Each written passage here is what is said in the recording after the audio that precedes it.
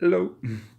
Okay, back again. This one just real quick, giving a rundown of the journey, how what you should be thinking of, a little bit of progression at the start of your jiu-jitsu journey, making that journey up through the stripes, which are just symbols of progression. Really, is the idea of it, and then onto belts, and then yeah, all the way up to black belt. Of course, is where we're going. So the stripes, each stripe, the way we're doing it is we've broke it down, position and submission, the core ones, the fundamental ones. So you have your side control, mount, back, knee on belly, stand up position, half guard, close guard, north south, etc. And yeah, they're the main positions. So we mainly cover one per grading, one position, and one of the core submissions.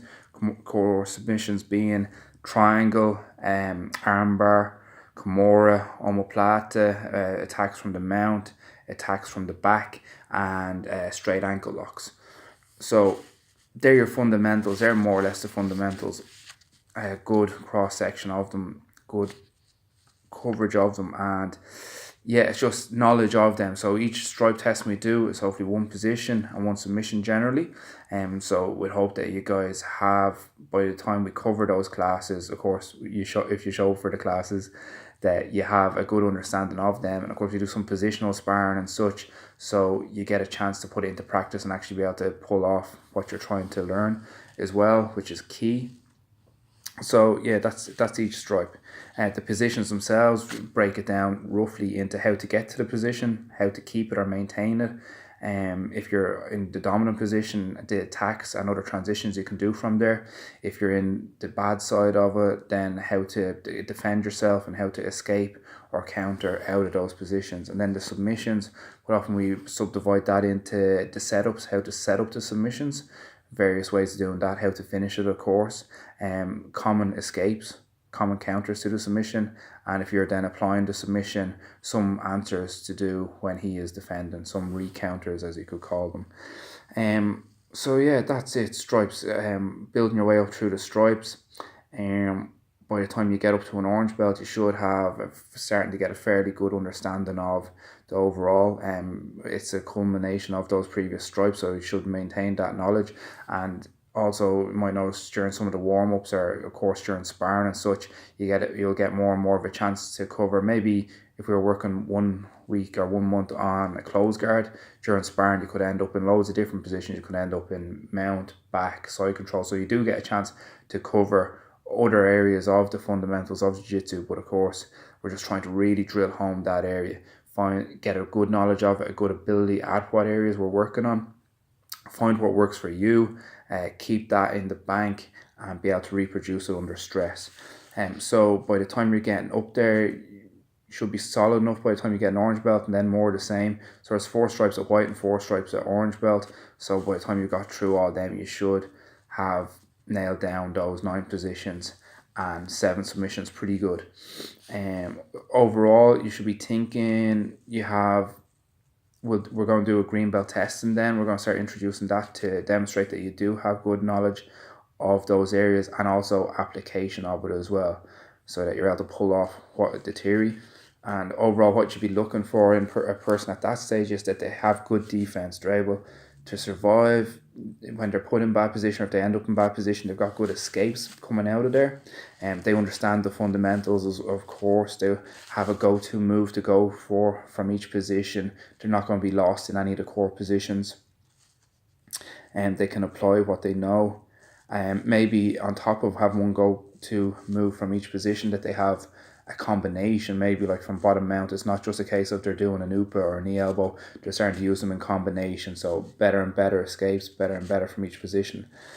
Also attendance, if you're not showing up for class, you're just not going to progress as well, and that's going to come out when you start testing, or when it really counts. Then thereafter, so once you get up to a green belt level, if you're doing fairly good, you've obviously demonstrated that you have a fairly good knowledge, and are able to apply a lot of the fundamentals. And then from there up to from green to blue belt, it's just a further refinement of what you have there, of your fundamentals, more development of same, and better depth of knowledge. Okay, so you're just really starting to get solid in those areas. You're starting to develop your own style.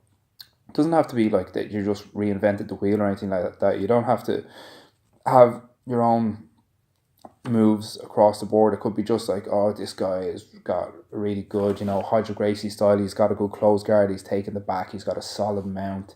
He's getting everyone from there. It could be you really like taking people down, staying on top. It could be any number of things, but whatever suits you, suits your personality, suits your body type, and suits your outlook on jiu-jitsu, start coming together.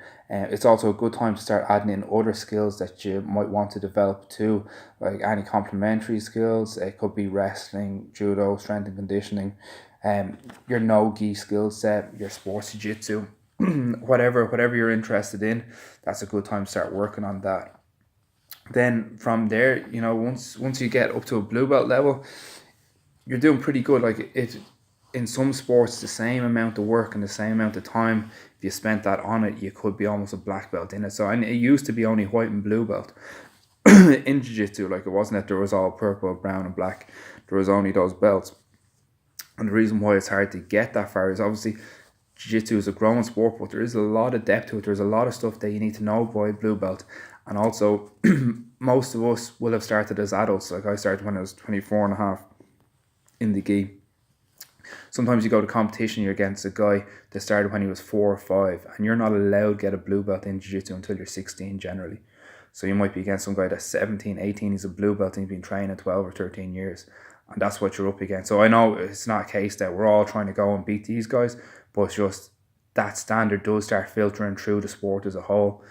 And that's what the standard is, so if it was easy, it wouldn't be worth doing. Then from there, blue to black belt.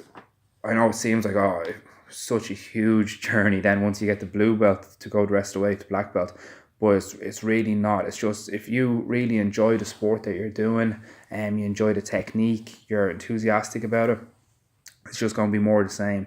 It's just a further refinement of what you already know.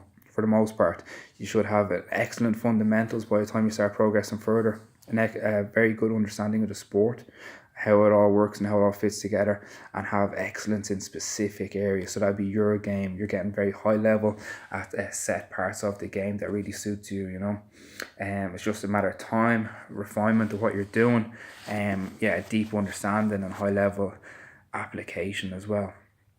And that's it. So a lot of people, they just have such a goal of a blue belt in mind, and they get there, but the belts are only really there designed to be a marker of your progression. So just love what you do, enjoy it all the way. It just gets stuck in, keep plugging away, stay consistent, and it's only going to be a matter of time before you hit a black belt. Once you think through what you're doing and apply yourself to the best of your ability, that's the way it's going to go. We're all going to be black belts sooner or later. So see you at the top. Woosah.